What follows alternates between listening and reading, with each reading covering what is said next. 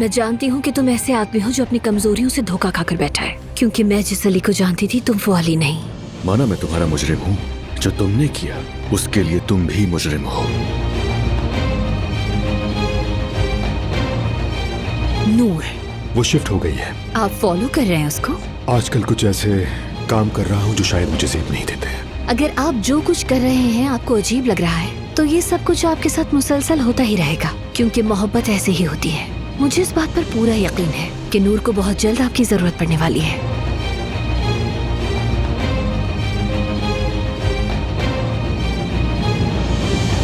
वल्दियत का दावा है। मुझे कोर्ट नोटिस भेजा है, मुझ पर केस बनाया है उसने। उसे यही सब चाहिए ना, तो करवा लेते हैं। पैटर्निटी टेस्ट के लिए तैयार हूँ मैं।